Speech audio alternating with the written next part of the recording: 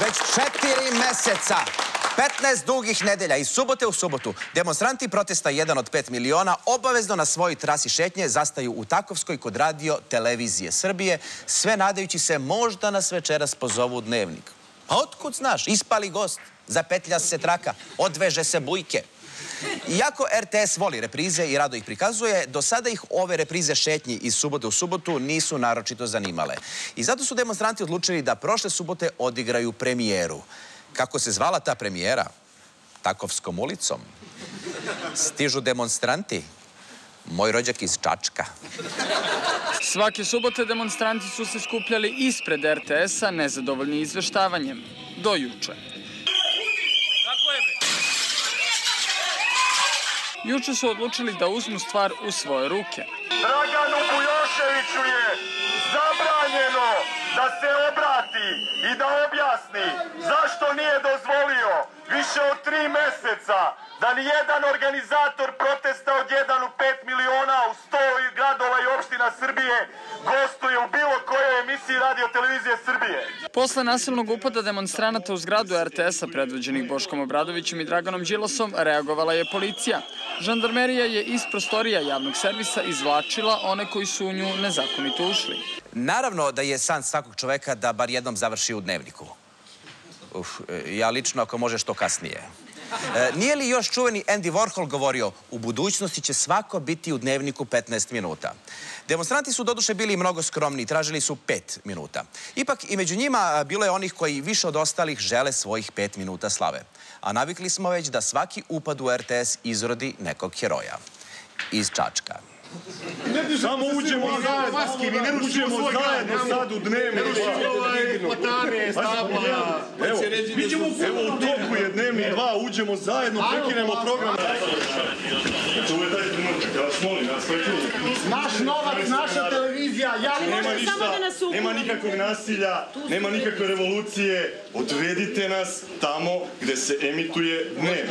Odvedite nas tamo gde se emituje Dnevnik.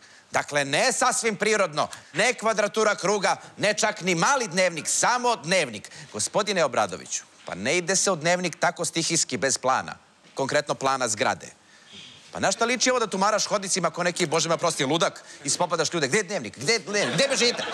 Druga stvar, ti, čak i ako stigneš tamo u Dnevnik, a šta ćeš ako nemaš svog tonca, svog kamermana, svog realizatora, svog šminkera?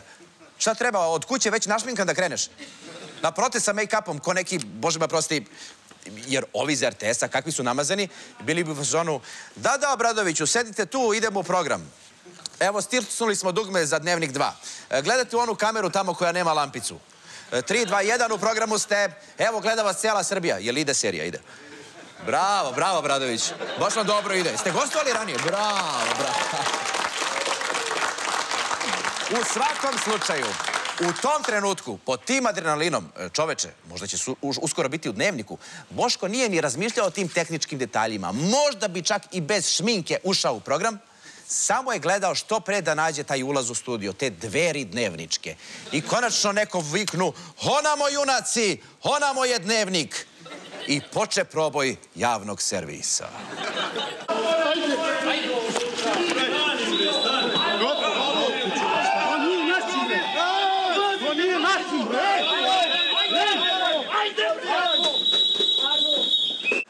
Ne bih da spojlujem, ali za sve vas koji ste te večeri gledali RTS i koji nemate pojma šta se dešavalo u zgradi RTS-a, jer ste gledali RTS, Boško te večeri, nažalost, nije ušao u Dnevnik. Ovo lice očajničke želje čoveka koji vapi za malo medijske pažnje. Dobro, možda prođe i da vapi za toaletom. Mislim, bilo je gusto. Postaje simbol protesta, simbol svih nas koji maštamo da uđemo u Dnevnik. Možda bi uspeo da je imao podršku ostalih lidera opozicije, ali gde su Đilas i Jeremić? Gde je Borko? Gde je Lutovac? Jesu oni znali šta se uopšte dešava? Mi kada smo tu došli, dakle, u tom trenutku tu nailaze Dragan Đilas i Borko Stefanović. I oni, ja sam njih tada pitala šta se dešava, dakle, šta je sa celom ovom pričom. Oni su rekli, znamo koliko i vi. Okej, Đilas i Borko su verovatno bili u fazonu, mi nemamo ništa s ovim. Ovo i nije bila naša ideja i ne bismo da upiremo prstom, ali kriv je ovaj desno. Moje desno, ekstremno desno. A kao i uvek kad krene žurka, pa se malo zažari, pa se bude malo glasniji, pa se nešto malo i razbije, neki smarač pozove Muriju, Murija dođe, pokupi klince. Ali bukvalno klince, evo. Policija je identifikovala i privela više osoba zbog sumnje da su izvršile više različitih krivičnih dela i prekršaja tokom sinoćnih dešavanja i tokom današnjeg skupa ispred zgrade Predsjedništva Srbije. Zbog sumnje da su sinoć uneli motornu testeru u zgradu RTS-a i mahali njom pred zaposlenima, privedeni su M.Č. rođen 1977. i M.P. rođen 1976. godine. Policija je privela i U.S. rođenog 1994. koji se sumnjiči da je sinoć razbio staklo na ulazu u zgradu Radio-televizije Srbije. Također, zbog napada na ovlašćeno službeno lice privedeni su A.N. 84. godište, V.J. 76. i M.M. rođen 1995. Oni se sumnjiče da su sinoć u zgradi RTS-a fizički nasrnuli na policijske službenike i naneli im više udaraca. Neko je možda pomislio da bi ovo mogla biti repriza 5. oktobra. Opet RTS repriza. Ali policija ovoga puta nije bila u fazonu da se bratimi sa narodom, jer kao što kaže poslovica, ko se o 5. oktobar opeče i u 16. mart duva. Među uhapšenim licima uglavnom su mladi, čak i jedan srednjoškolac. Videli smo inicijale, ali gde su inicijali opozicionih lidera? Gde je Dđ? Gde je BO? Gde je VJ? Gde je, kako se zvaše Lutovac? Gde je LU? Policija je možda bukvalno shvatila slogan 1 od 5 miliona, pa krenula redom da hapsi jednog po jednog. I zato, ljudi, mante se gondola, jarbola, fontana. Treba će nam smeštajni kapaciteti. Razumete? Zatvori. Ok, može i fontana u zatvorskom krugu. I malo rasvetice. I jelka, to vole deca, ne kažem. Ali šta kaže prvi policajac Srbije, šta kaže doktor policajac? Iz Palate Srbija javnosti se obraća ministar unutrašnjih poslova Nebojša Stefanović.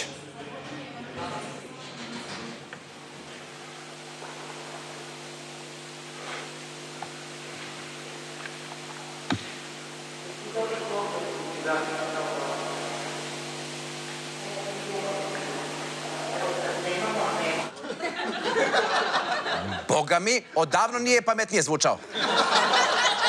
Izgleda da je i ministar zatečen i šokiran činjenicom da su se, što bi on rekao, neke televizije povezale s nekim drugim televizijama, neki programi s nekim drugim programima, tako da je on sad zapravo na novom kanalu u Pinkovoj bogatoj ponudi. Znači ima Pink Action, Pink Kids, Pink telenovele, Pink RTS. Čestitamo! Izvolite, doktore, kažite! Sada čine to da upadaju u Radio-televiziju Srbije, pozivaju ljude na nasilje, pozivaju ih na kršenje zakona i na nastavak nasilja prema novinarima i zaposlenima u Radio-televiziji Srbije. Nasilje nad novinarima? A nije valjda Strajnić opet na Galabusiju? A dobro, rekao je nedavno da Ronaldo igra u Realu, ali što moraju svi da prate fudbal? Niko ne kaže. Naravno, u reč ministra se ne sumnja. Gistro! Tako da smo mi detaljno pregledali kompletan videomaterijal iz RTS-a i zaista pronašli smo nekoliko primjera nasilja nad novinarima.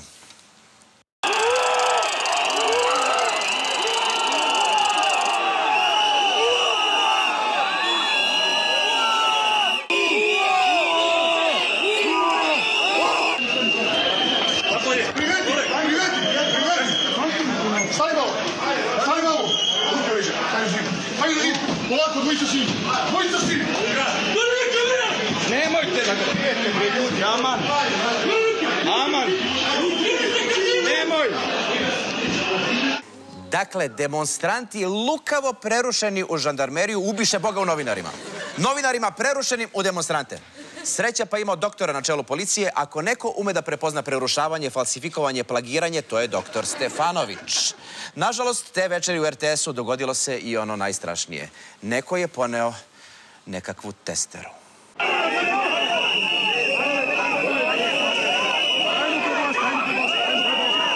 Video sam da krajičkom oka dok sam pričao sa njima da se tu nalazi neko sa nekakvom testerom. Nisam znao o čemu se radi, ali sam je konstatovao posle kada sam razgovarao sa ljudima. Video sam naravno i maskirane momke koji su sve vreme stajali neposredno okolo mene. Verujem da dragom kolegi Zoranu Stanojeviću nije bilo svejedno kada je video tu nekakvu testeru. Ja lično, verujte, kad god vidim bilo kakav alat prebledim.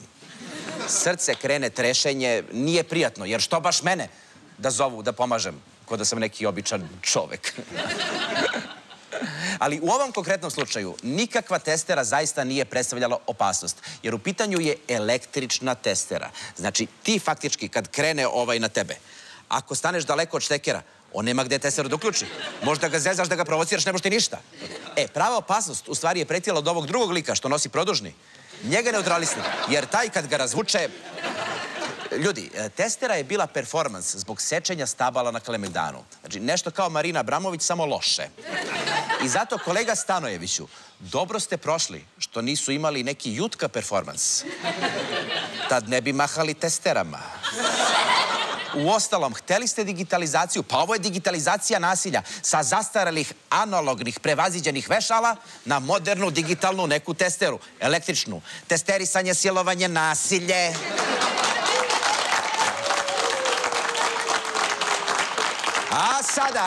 A sada, prvi čovek Radio Televizije Srbije. Ne, vi ćete kasnije, doći ćemo i do vas, gospodin Dragan Bujošević, jer nije srpski ćutati. Mada Bujke posljednjih godina baš ume da prećuti. Ali nije srpski. Ali da ume. Kada je opozicija najavila da će blokirati RTS, upozorili smo ih da će time njihovi protesti izgubiti legitimitet. I ove večeri su ti protesti izgubili legitimitet nasilnim upadom na RTS. To se zove loš tajming. Pa Bujke bukvalno sutra, dobro, ne sutra, jedan dan od nedelje, nameravao da pozove predstavnike protesta u Dnevnik, ali oni napraviš ovo. Znaš kada će sad da vas pozove? Kad ste izgubili legitimitet? Sad, ovakvi, a legitimni. Možete eventualno samo na 3. kanal. U Trikadur. Kod Voje. Od pre 20 godina. Vidite njih, hteli bi da uređuju Dnevnik preko veze. A zna se šta piše u zakonu? Kandiduj se na izborima, dođi na vlast, pa onda uređuj.